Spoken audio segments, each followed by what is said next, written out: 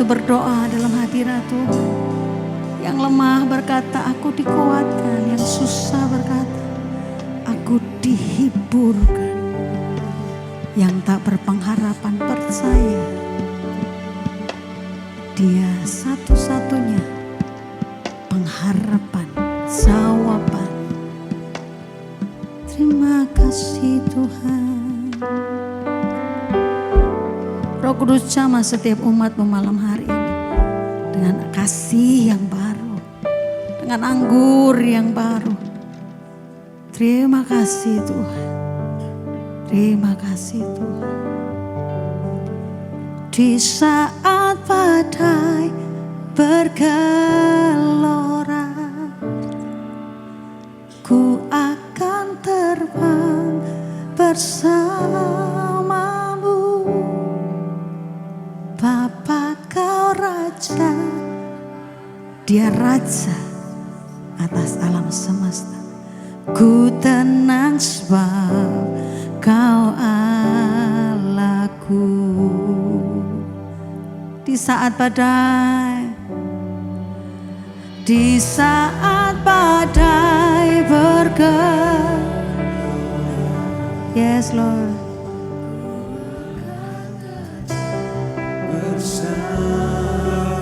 Kau Raja atas, kami mau tenang, ku tenang sebab Kau Allahku. Kita bangkit berdiri, buka tanganmu, nyatakan. Di saat badai bergelora, yes Lord, ku akan terbang bersamamu. Bapa Kau Raja atas semesta, sebab Kau Allahku. Lebih sungguh lagi berkata, di saat badai bergelora, bersama Yesus, ku akan terbang bersamamu. Bapa Kau Raja atas semesta,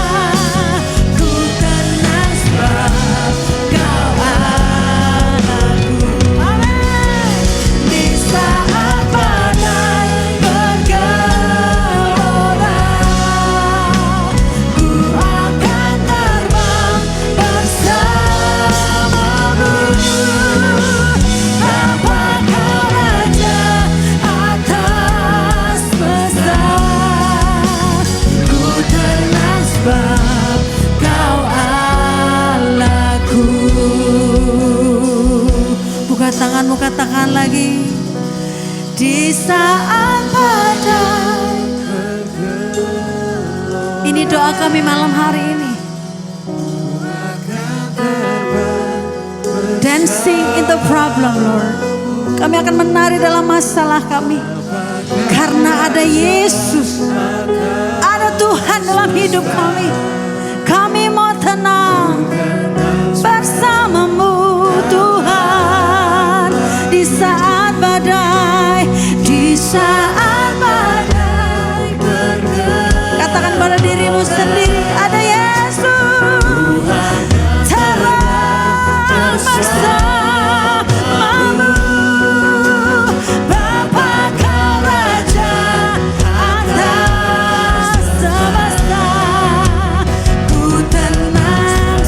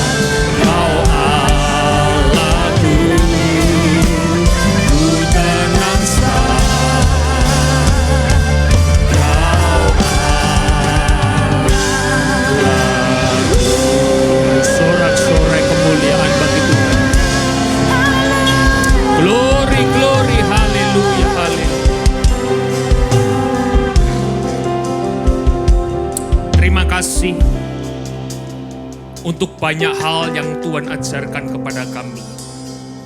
Tuhan telah didik kami, Tuhan telah membuat iman kami hari semakin hari memiliki seorang iman yang dewasa. Kami percaya Tuhan bahwa kami hari ini boleh tenang. Itu bukan karena kuat dan gagah kami. Kami boleh tenang hari ini karena kami punya Tuhan yang besar dalam hidup kami. Ajar kami selalu memiliki iman percaya kepada Tuhan. Ajar kami selalu melihat bahwa apapun badai dalam hidup ini, kami sanggup melewatinya karena kami bersama dengan Tuhan.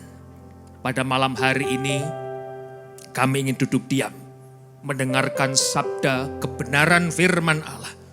Tuhan memberikan kami rema pengertian marifat, supaya firman itu boleh kami dengar, boleh menjadikan kekuatan dalam hidup kami, boleh menyadarkan kami daripada jalan yang tidak benar, dan membawa kami untuk serupa dengan pribadi Tuhan. Terima kasih Tuhan Yesus, kami mempersiapkan hati kami, dan kami menerima dengan sukacita di dalam satu nama Tuhan Yesus Kristus. Kami sudah berdoa sama-sama, boleh kita berkata. Tepuk tangan bagi Tuhan, silahkan duduk. Shalom. Baik Bapak Ibu, kita akan belajar satu kebenaran firman Tuhan pada malam hari ini. Yang saya beri judul, yaitu adalah Bapakku bekerja sampai sekarang. Apa saudara? Bapakku bekerja sampai sekarang. Kita akan buka firman Tuhan yang terambil di dalam Yohanes pasal yang kelima. Ayat yang pertama sampai yang ke-17. Kita akan buka dulu ayat yang pertama, saudara Bapak Ibu. Ini adalah perikop di mana penyembuhan pada hari Sabat di kolam Bethesda. Ketika Yesus berbincang-bincang dengan perempuan Samaria, saudara, di sumur Yakub, akhirnya dia berjalan dan Yesus menyembuhkan juga seorang anak dari pegawai istana. Dan di situ Yesus berjalan ke Yerusalem. Dan di situ ada sebuah kolam yang bernama Bethesda. Kita baca dulu ayat yang pertama. Sesudah itu ada hari raya orang Yahudi. Dan Yesus berangkat ke Yerusalem. 2. Di Yerusalem dekat pintu gerbang domba, ada sebuah kolam yang dalam bahasa Ibrani disebut Bethesda. Bet itu artinya rumah. Bethesda artinya adalah rumah penuh dengan kemurahan Tuhan. Bethel, rumahnya Tuhan. Bethlehem, rumah roti. Bethesda itu artinya adalah rumah penuh dengan kemurahan Tuhan. Rumah dengan penuh anugerah Tuhan, Bapak Ibu. Di sana ada 5 serambinya. Ayat yang ketiga. Dan di serambi-serambi itu berbaring sejumlah besar orang sakit. Sejumlah besar orang sakit, jumlahnya banyak.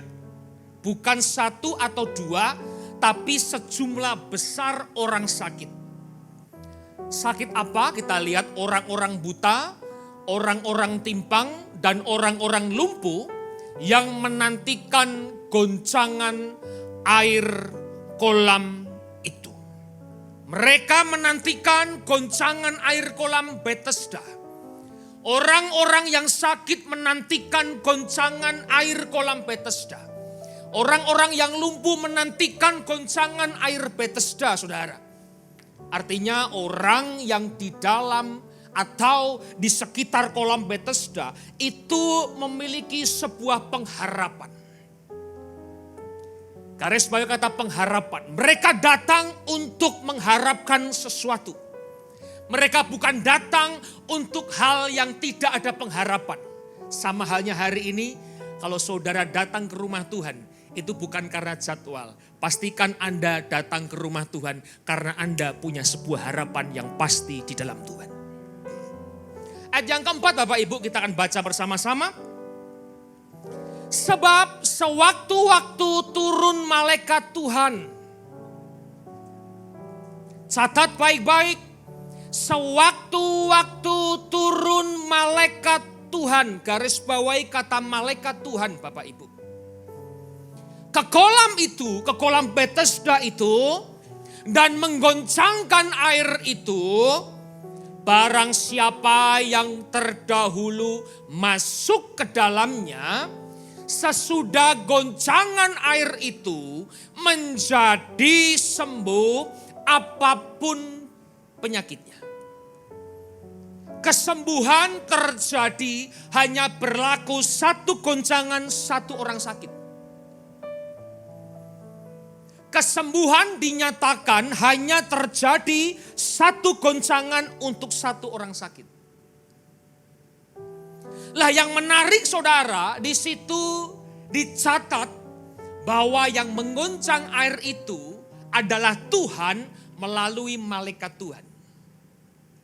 Yang menggoncangkan kolam Bethesda itu bukan pribadi kehadiran Yesus di dalam kolam Bethesda. Tapi Tuhan menggoncangkan kolam itu melalui malaikat Tuhan. Saya berpikir bahwa kerap kali kita itu di dalam pengharapan kepada Tuhan, kita hanya berbicara selalu goncangan-goncangan maaf yang malaikat Tuhan bisa kerjakan. Tapi sedikit orang Kristen yang tidak menantikan goncangan yang Tuhan kerjakan secara pribadi. Saudara, saya merenungkan banyak sekali orang Kristen hanya memikirkan goncangan-goncangan malaikat yang Tuhan bisa kerjakan, tanpa dia memikirkan goncangan yang Tuhan bisa kerjakan sendiri. Kalau kita belajar bersama-sama saudara, di dalam Yohanes pasal yang ke-6, ayat yang ke-60 sampai 63. Ini adalah goncangan-goncangan yang Yesus kerjakan secara pribadi, bukan pakai perantara atau mungkin seorang malaikat. Ini bicara adalah murid-murid mengundurkan diri dari Galilea. Kalau kita baca di atasnya itu berbicara roti hidup. Yesus katakan barang siapa mau ikut aku, dia harus makan dagingku dan minum darahku. Dan terjadi perdebatan di antara banyak orang Yahudi. Bagaimana bisa makan dan minum daging dan darah Yesus. Yesus katakan yang dimaksud bukan bicara tubuh. Yang dimaksud adalah roti hidup atau firman Tuhan. Sampailah di ayat yang ke-60 demikian firman Tuhan. Sesudah mendengar roti hidup itu, perkataan Yesus itu saudara, banyak dari murid-muridnya, murid-murid Yesus yang berkata, perkataan ini keras, siapakah yang dapat sanggup mendengarkannya? 61. Yesus yang di dalam hatinya tahu bahwa murid-muridnya bersungut-sungut tentang hal itu, berkata kepada mereka. Kita baca bersama-sama 3, 2, 1 dimulai. Adakah perkataan itu menggoncangkan imanmu saudara? Ternyata saudara, ketika Tuhan menggoncangkan melalui firman-Nya, tidak melalui malaikat Tuhan atau perantaraan saudara. Ternyata goncangan Tuhan itu membawa kita kepada sebuah pertobatan hidup. Banyak orang mengejar goncangan malaikat, maaf ya. Banyak orang mengejar mungkin hanya masuk di kolam Bethesda. Tapi orang tidak pernah mengejar goncangan yang Tuhan kerjakan. Apa itu? Adalah keselamatan dalam hidup. Manusia lebih suka dengan goncangan mujizat daripada goncangan yang Tuhan kerjakan dalam hidup orang percaya. Manusia lebih suka dengan goncangan malaikat Tuhan ketika engkau sakit disembuhkan. Tanpa membuat hati kita dan iman kita bertobat kepada Tuhan. Saya berpikir saudara, orang yang sakit itu datang di kolam Bethesda hanya menantikan goncangan kolam Bethesda. Jangan-jangan itu terjadi dalam hidup kita. Orang Kristen hanya suka dengan goncangan yang bukan Tuhan kerjakan langsung. Tapi kita hanya suka dengan goncangan-goncangan yang mungkin biasa-biasa saja. Kenapa tidak suka dengan goncangan firman Tuhan yang menggoncangkan imanmu?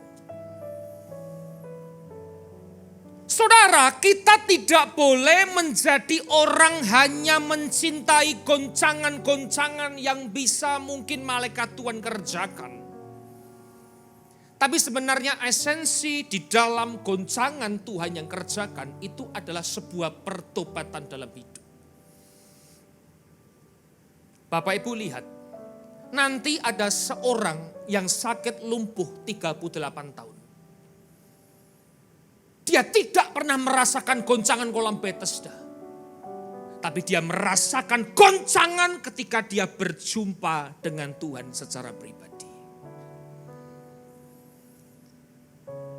Lihat dulu firman Tuhannya Bapak Ibu. Dalam Ibrani pasal 12 ayat 26 sampai 28. Kita akan lihat dulu ya. Ibrani pasal 12 ayat 26 sampai 28. Waktu itu suaranya menggoncangkan bumi. Tetapi sekarang ia memberikan janji satu kali lagi. Aku akan menggoncangkan bukan hanya bumi saja. Melainkan langit. Luar biasa. Goncangan yang Tuhan kerjakan, firman-Nya menggoncangkan bumi dan langit Bapak Ibu. Bukan hanya menggoncangkan kolam Bethesda, tapi bumi dan langit pun bisa digoncang dengan firman Allah. Siapa Tuhan kita itu? Adalah firman Allah yang hidup. Ayat yang ke-27. Ungkapan satu kali lagi menunjuk kepada perubahan pada apa yang dapat digoncangkan. Karena ia dijadikan supaya tinggal tetap apa yang tidak tergoncangkan. Digoncang supaya tetap tinggal apa yang tidak tergoncangkan. 28. Jadi karena kita menerima kerajaan yang tidak tergoncangkan, luar biasa. Marilah kita mengucap syukur dan beribadah kepada Allah menurut cara yang berkenan kepadanya dengan hormat dan takut. Goncangan yang Tuhan kerjakan dengan firman-Nya bukan hanya menggoncangkan kolam Bethesda saja. Dia bisa menggoncangkan bumi dan langit Bapak Ibu. Supaya apa yang tidak tergoncangkan itu bisa nampak dan sejatinya ada. Kenapa hari ini iman kita hanya berbicara selalu sakit sembuh. Selalu berkat, selalu mujizat. Apakah di dalam kesepian usahamu tidak ada Tuhan? Apakah ukuran kehadiran Tuhan hanya bicara kesembuhan? Kalau sakit, apakah tidak ada Tuhan? Apakah ukuran goncangan yang kita suka itu hanya berbicara, saudara? Hal-hal sebenarnya bukan inti daripada esensi kekristenan. Kita tidak boleh menjadi orang-orang Kristen yang tidak mau bertumbuh dewasa di dalam imannya. Ayat yang kelima dalam perikop Yohanes pasal yang kelima, saudara. Begini firman Tuhan. Di situ ada seorang yang sudah 38 tahun lamanya sakit. 6. Ketika Yesus melihat orang itu berbaring di situ dan karena ia tahu bahwa ia telah lama dalam keadaan itu, berkatalah ia kepadanya, maukah engkau sembuh? 7. Jawab orang sakit itu kepada Yesus, Tuhan, tidak ada orang yang menurunkan aku ke dalam kolam itu apabila airnya mulai goncang. Dan sementara aku menuju ke kolam itu, orang lain sudah turun mendahului aku. Saudara, tadi dicatat bahwa banyak orang-orang dalam jumlah besar yang sakit. Ternyata ada satu orang sakit yang mungkin orang banyak tidak pernah perhatikan. Saya bertanya-tanya, kenapa mata Yesus tertuju kepada satu orang lumpuh itu? Banyak orang tidak mau menolong hidupnya. Terbukti Tuhan tidak ada seorang pun yang menolong hidupku. Kenapa mata Yesus hanya tertuju kepada satu orang sakit lumpuh itu, saudara? Mungkin dia terpojok tidak terlihat. Tapi Yesus bisa melihat dan Yesus mengerti. Saya boleh belajar bahwa hari ini mungkin imanmu sedang terhimpit. Mungkin tidak ada orang yang dapat memperhatikan hidupmu hari ini. Mungkin kita di dalam kesendirian yang sudah lama. Yang saya mau katakan pada malam hari ini, Yesus itu mengerti isi hati saudara. Dia adalah Tuhan Allah yang peduli, saudara. Jangan ada orang yang mengatakan Tuhanku bukan Tuhan yang peduli. Dia tahu di dalam isi lubuk hati manusia yang paling dalam. Kadang orang menganggap Yesus tidak peduli. Yesus tidak memperhatikan hidupku.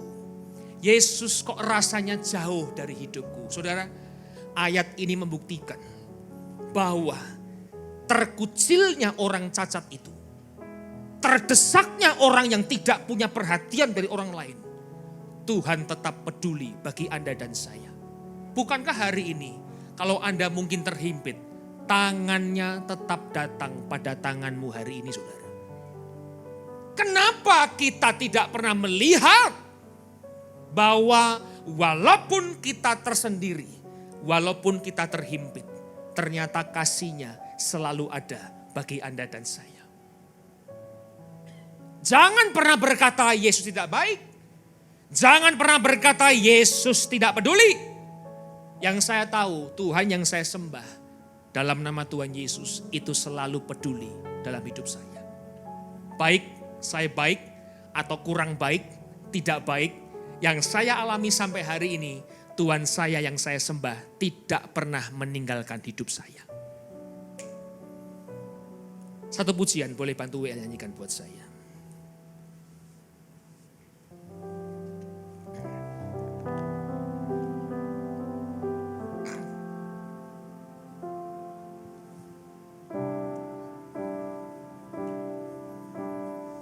Haleluya. Kini ku melihat penyertaan-Mu sempurna sampai selamanya. Kaulah Tuhan, satu-satunya pengharapanku. Lagi sampai detik ini. Sampai detik ini ku melihat penyertaan-Mu sempurna sampai selamanya. Kaulah Tuhan, satu-satunya pengharapan. Bapakku rohku bekerja sampai sekarang. Amin. Satu pertanyaan, kenapa tidak ada orang yang menolong hidup orang cacat itu? Kalau kita perhatikan, tidak ada satupun orang yang menolong hidupku Tuhan.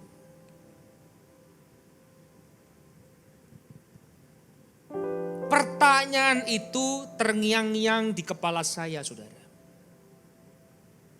Bukankah mereka orang yang taat dalam ibadah? Bukankah mereka orang yang taat melakukan kebenaran firman menurut dia? Taat dengan hukum Taurat, berbuat baik. Kenapa tidak ada satupun orang yang menolong orang sakit lumpuh itu? Saudara, apa yang kita tabur itu kita tuai. Nanti Tuhan katakan, berhenti berbuat dosa.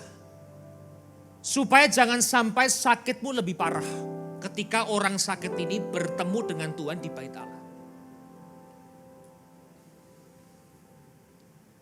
Apakah jangan-jangan orang yang sakit itu menuai apa yang dia tabur? Jangan-jangan orang itu menabur dengan kejahatan sehingga dia bisa menuai kejahatan dalam hidupnya. Karena banyak hari ini kita hanya bisa menabur kebaikan ketika keadaan baik. Tapi sedikit orang yang tetap menabur kebaikan di dalam keadaan yang tidak baik. Kita diajar hari ini, saudara, apa yang kita tabur itu akan kita tuai. Apakah jangan-jangan orang ini hanya menabur yang tidak baik selama dia sakit? Sehingga orang itu tidak pernah menuai atau dia tidak pernah merasakan kebaikan dari orang. Sehingga dia sendiri terus. Orang mau nolong tidak ada, dia terseok-seok ke kolam Bethesda, udah tergoncang pulang lagi, saudara. Digoncang lagi dia berjalan, udah tergoncang. Orang lain masuk duluan, dia pulang lagi. Saudara, tetaplah menabur kebaikan walaupun keadaan kita tidak baik. Karena suatu saat kita akan menuai apa yang kita tabur. Dalam Galatia pasal yang ke-6 ayat yang ke-7 sampai yang ke-10 saudaraku.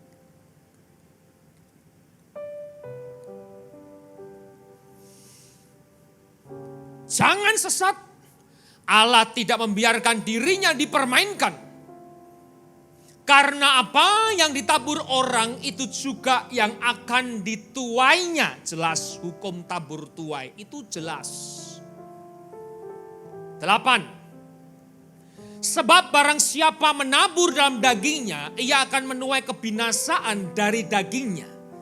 Tetapi barang siapa menabur dalam roh, ia akan menuai hidup yang kekal dari roh itu. 9. Janganlah kita jemu-jemu berbuat baik. Yang setuju katakan. Janganlah kita jemu-jemu berbuat baik. Karena apabila sudah datang waktunya, kita akan menuai jika kita tidak menjadi lemah. 10. Karena itu selama masih ada kesempatan bagi kita, marilah kita berbuat baik kepada semua orang, tetapi terutama kepada kawan-kawan kita seiman. Di tengah kesakitan kita, bukan berarti menutup kesempatan kita untuk berbuat baik. Di tengah kesusahan ekonomi kita, bukan berarti itu menutup kesempatan kita untuk menabur kebaikan. Di tengah masalah hidup kita, bukan berarti itu menutup kesempatan kita selalu tidak jemu-jemu berbuat baik. Karena nanti ketika akan datang waktunya, saudara akan menuai apa yang kita tabur. Saudara, saya berpikir Kenapa orang Kristen tidak bisa berbuat baik ketika keadaan tidak baik? Saya berpikir kenapa orang Kristen tidak bisa berbuat baik ketika keadaan tidak baik. Kalau Anda teruskan perbuatan yang tidak baik ketika keadaanmu tidak baik, maka kita akan menambah tuayan yang tidak baik, saudara. Justru di dalam kelemahan tetaplah kita berbuat baik. Di dalam mungkin engkau bergumul tetaplah kita berbuat baik. Di dalam yang namanya mungkin tantangan hidup tetaplah berbuat baik. Itu orang Kristen. Jangan sampai kita itu seperti orang sakit 38 tahun. Ketika kita jatuh, ketika kita terpuruk, tidak ada orang yang empati dengan kita. Karena ketika kita sakit, ketika kita terpuruk, kita tidak pernah menabur sebuah kebaikan bagi orang lain. Kita teruskan firman Tuhan dulu. Pasal yang kelima, ayat yang ke-8.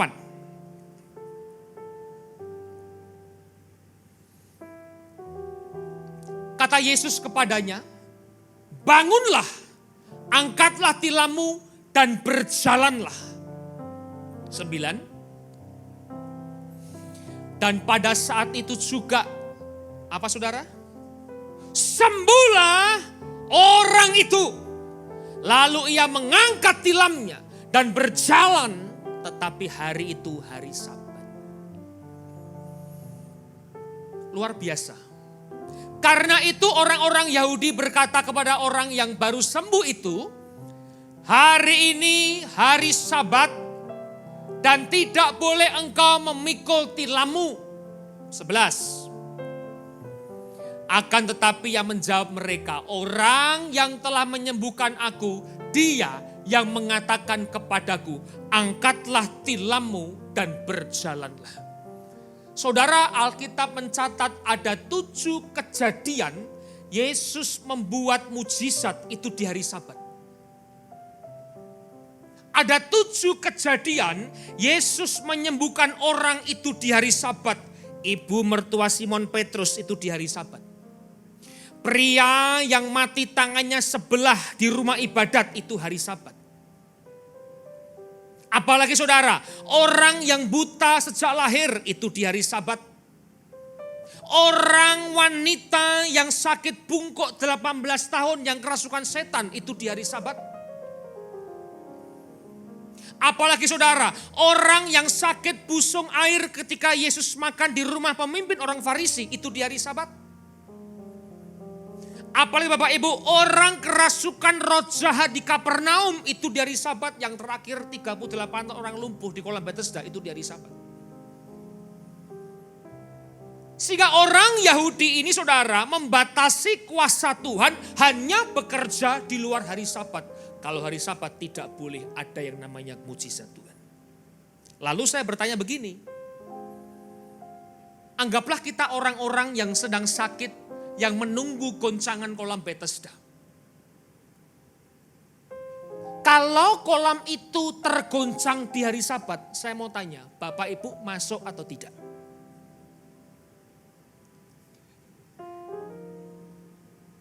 Saya mau tanya jujur Bapak Ibu. Kalau kita menunggu goncangan air di kolam Bethesda, kalau hari Sabat terjadi goncangan, saya mau tanya jujur, masuk apa enggak? Nyemplung disik dewe saudara. Pasti itu yang kita cari, kesembuhan. Tapi Yesus tidak pernah menggoncangkan kolam Bethesda. Yesus menggoncangkan iman yang lumpuh. Kenapa? Karena Yesus datang tidak pernah menghilangkan hukum Taurat. Catat baik-baik. Dia tidak pernah datang menghilangkan hukum Taurat. Dia datang menyempurnakan hukum Taurat. Matius pasal yang kelima. Yang ditutup dengan apa? Hendaklah engkau sempurna seperti Bapamu di surga sempurna. Dia bukan mengingkari hukum Taurat. Dia menyempurnakan hukum Taurat. Saya bertanya-tanya, kalau hari Sabat kolam itu bergoyang, bergoncang, masuk enggak kita? Pasti masuk, saudara. yang menarik. Kita lihat dulu kisah berikutnya. Ayat 14. Kemudian, ini perhatikan baik-baik. Dia bilang, angkat tilammu, bangun. Yesus hilang. Kemudian, Yesus bertemu dengan orang sakit itu dalam bait Allah, lalu berkata kepadanya, engkau telah sembuh, jangan berbuat dosa lagi, supaya padamu jangan terjadi yang lebih buruk. Orang yang menerima mujizat Tuhan, dia harus tahu diri datang ke rumah Tuhan. Dia sudah lama tidak pergi ke dalam bait Allah, saudara. Dia sudah lama dalam keadaan yang lumpuh, tidak pergi ke bait Allah, ke rumah ibadat. Tidak pernah bertemu dengan kepala-kepala orang ibadat. Tapi ketika dia disembuhkan, dia keesokan harinya datang ke rumah ibadat. Saya rasa begini, kalau kita orang yang dewasa, kalau kita diberikan mujizat, kita diberikan berkat Tuhan, seharusnya kita harus terima kasih kepada Tuhan di rumah ibadah. Tapi sekarang beda, Pak. Rumah ibadah dia tinggal hanya mencari kesembuhan. Salah, saudara. Rumah ibadah dia tinggal hanya mencari berkat yang di luar.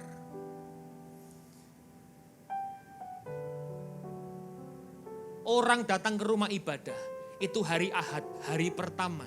Mereka datang ke rumah ibadah mempersembahkan korban bagi Tuhan. Orang Kristen datang ke rumah ibadah bukan bicara uang dan waktu, tapi bicara hati hidup yang dipersembahkan jadi persembahan yang hidup. Tapi kita lupa, hanya sibuk dengan mujizat, hanya sibuk dengan berkat, tidak pernah terima kasih kepada Tuhan di rumah ibadat.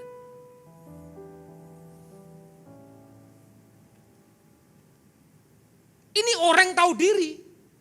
Yang sakit lama tidak ke rumah ibadat, disembuhkan Tuhan.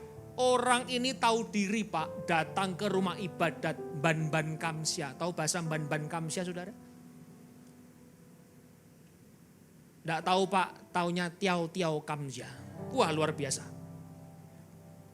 Kenapa tidak ada ucapan syukur ketika hidupmu mungkin diberikan Tuhan kelimpahan? Tapi malah kita meninggalkan rumah Tuhan. Orang berhenti pelayanan gara-gara sibuk dengan berkat. Dia tidak pernah terima kasih sama Tuhan. Karena Tuhan udah beri berkatnya dalam hidupnya. Ketika sakit dia cari Tuhan. Ketika sembuh orang lupa dengan rumah ibadahnya Tuhan. Maka pastikan hari ini kalau saudara datang ke rumah Tuhan, itu bukan karena mencari berkat, tapi mencari Tuhan di dalam gereja ini. Ini menarik, saudara. Terus, ayat berapa tadi? 12 ya. Orang itu keluar lalu menceritakan kepada orang-orang Yahudi bahwa Yesuslah yang telah menyembuhkan dia. Saudara, begini. Saya mendapat sebuah, boleh dikatakan rema begini. Kenapa orang itu tanpa masuk di kolam Bethesda bisa sembuh? Padahal pengharapannya masuk di kolam Bethesda. Bapak Ibu, banyak orang hanya suka dengan kolam Bethesda. Tapi tidak pernah suka dengan perjumpaan dengan Yesus secara pribadi. Orang hanya lebih suka dengan kolam Bethesda daripada bertemu dengan Tuhan secara pribadi. Perjumpaan dengan Tuhan secara pribadi itu membawa kita ke dalam perubahan hidup yang sesuai dengan firman-Nya. Perjumpaan dengan Tuhan secara pribadi bukan ditandai hanya kolam Bethesda. Karena banyak orang yang sembuh di kolam Bethesda, tapi tidak bertemu Tuhan secara pribadi. Goncang masuk sembuh, tapi dia tidak pernah ketemu Tuhan. Goncang kolam itu sembuh, tidak pernah ketemu Tuhan. goncang dia sembuh, tidak pernah ketemu Tuhan. Tapi orang ini ketemu Tuhan 2 kali. 2 kali dia ketemu Tuhan. Di kolam Bethesda dan di dalam bait Allah. Di rumah ibadat. Perjumpaan dengan Tuhan secara pribadi bukan ukurannya bicara berkat dan mujizat. Perjumpaan dengan Tuhan secara pribadi membawa hidup kita ke dalam pertobatan. Dan lihat, mujizat kesembuhan itu mengikuti orang yang hidupnya sungguh-sungguh di hadapan Tuhan. Dahsyat saudara. Sehingga hari ini pastikan saudara bertemu Tuhan secara pribadi. Apa ukurannya? Hidup kita bertobat. Bukan cuma sakit sembuh. Bagi saya kalau sakit sembuh kayak kolam Bethesda. Masuk sembuh, tidak ketemu Tuhan. Sudahkah kita bertemu dengan Tuhan secara pribadi? Kalau pertobatan tidak pernah kita bawa hari ini, jangan-jangan kita belum bertemu Tuhan secara pribadi. Kita hanya suka rendeman di kolam Bethesda, saudara. Hanya suka renang di kolam Bethesda. Ikut Tuhan cuma di kolam Bethesda. Ikut Tuhan hanya bicara kolam Bethesda terus. Tidak ada perjumpaan pribadi yang membawa hidup di dalam pertobatan. Orang yang bertemu dengan Tuhan secara pribadi, Bapak Ibu, hidupnya pasti berubah. Itu dia berjumpa dengan Tuhan. Lah orang sakit sembuh tapi tetap berbuat jahat. Apakah dia bertemu Tuhan pribadi? Orang sakit sembuh tetap aja nipu orang. Apakah dia berjumpa dengan Tuhan secara pribadi? Ayo dong berubah hari ini. Jangan cuma suka kolam Bethesda, tapi sukailah pribadi Yesus yang kita bisa jumpai dan kita bisa berubah seperti dia. Ada amin saudara? Itu perjumpaan dengan Tuhan. Tidak usah masuk kolam Bethesda, itu mengikutinya. Dan sampai hari ini Bapak Ibu juga sedang menikmati berkat dan mujizat Tuhan. Sampai hari ini engkau sedang menikmati berkat dan mujizat Tuhan. Tapi pastikan dong kita bertemu dengan Tuhan secara pribadi. Berjumpa dengan pribadinya. Buah pertobatan itulah yang kita bawa. 17.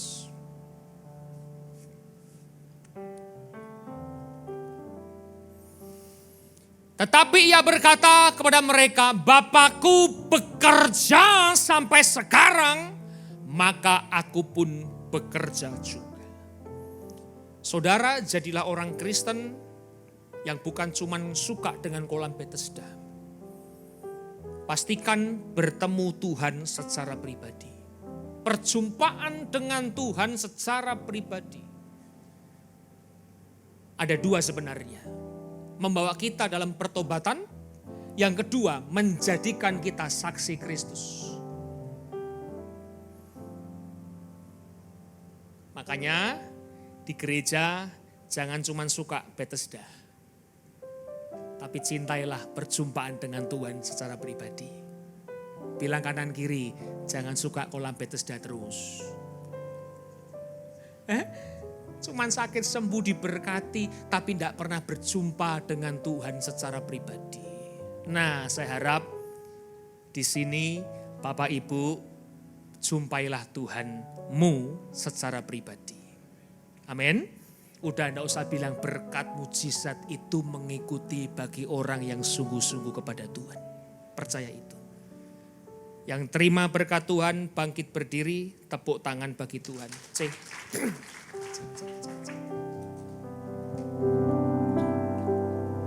Haleluya. Bahwa sampai hari ini Bapakku masih bekerja sampai sekarang. Bukankah engkau dan saya hidup di dalam penyertaan dan mujizat Tuhan hari demi hari? Tapi kenapa hari ini banyak orang Kristen hanya berbicara kolam Bethesda?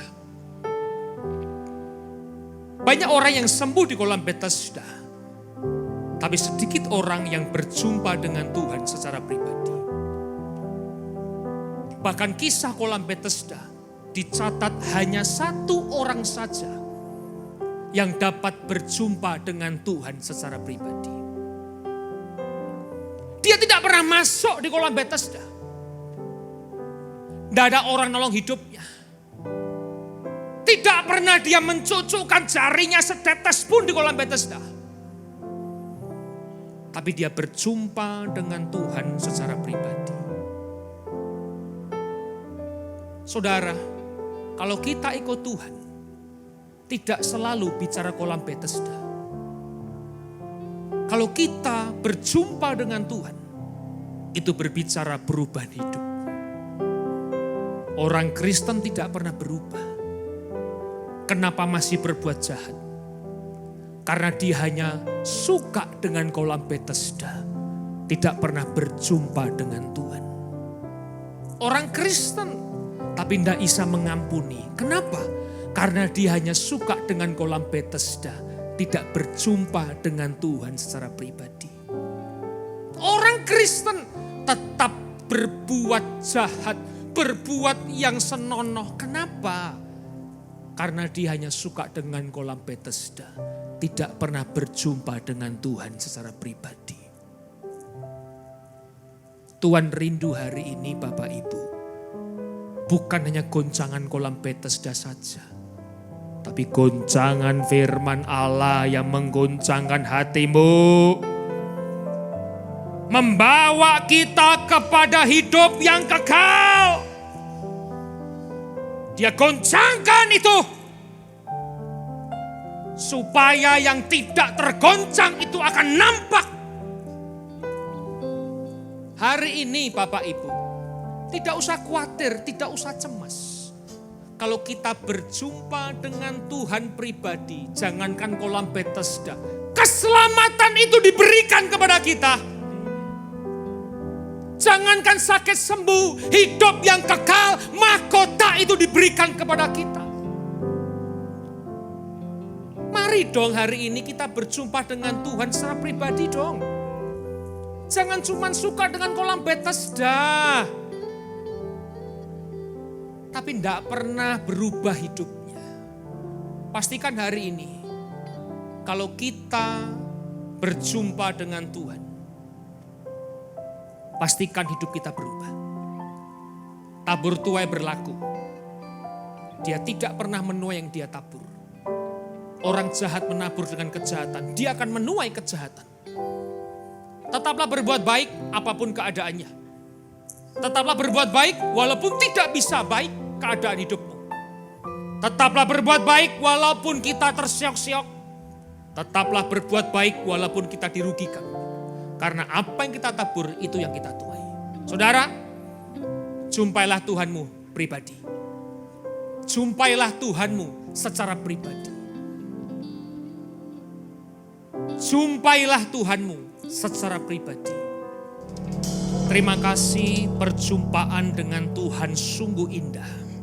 Membawa pertobatan hidup kami, membawa perubahan hidup kami, untuk kami boleh hidup di dalam kehendak dan jalan Tuhan.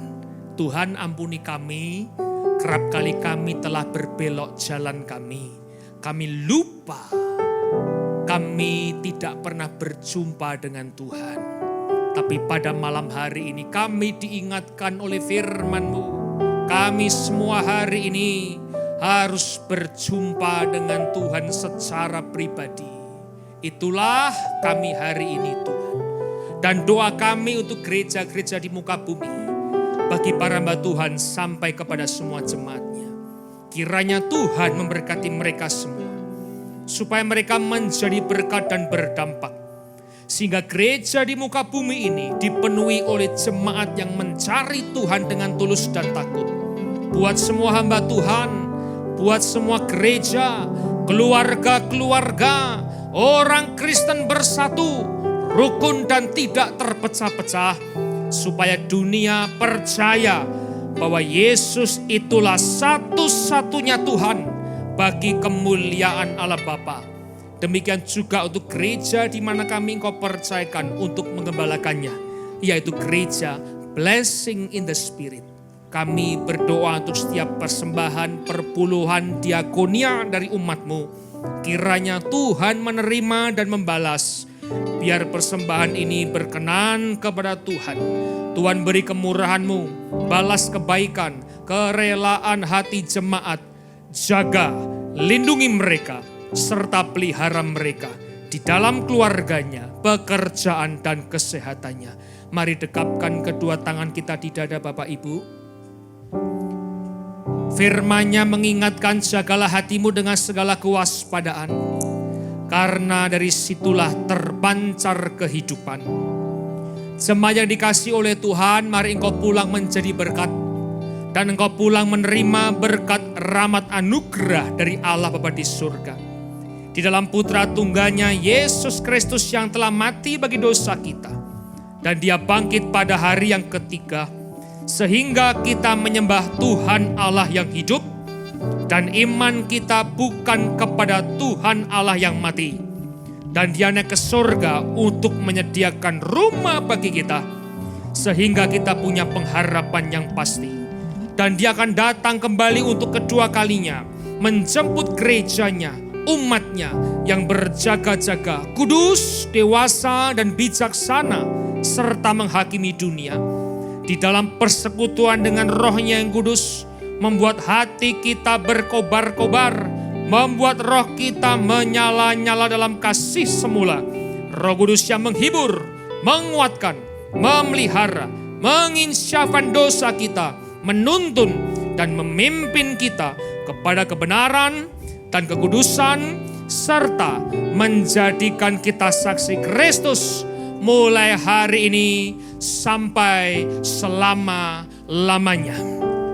Semua baik, semua baik. Apa yang telah kau perbuat di dalam hidupku. Semua baik, sungguh teramat baik. Kau jadikan hidupku berarti. Semuanya baik. Haleluya. Semua baik, semua baik. Apa yang telah kau perbuat di dalam hidupku. Semua baik, sungguh teramat baik. Kau jadikan hidupku berarti. Kau jadikan hidupku berarti.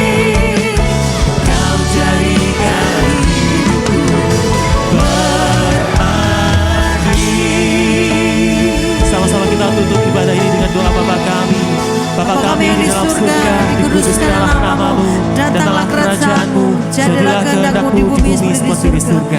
Berikanlah kami pada hari ini makanan kami yang secukupnya, dan ampunilah kami akan kesalahan kami, seperti kami juga mengampuni orang yang bersalah kepada kami. Dan jangan membawa kami ke dalam pencobaan, tetapi lepaskanlah kami dari yang jahat.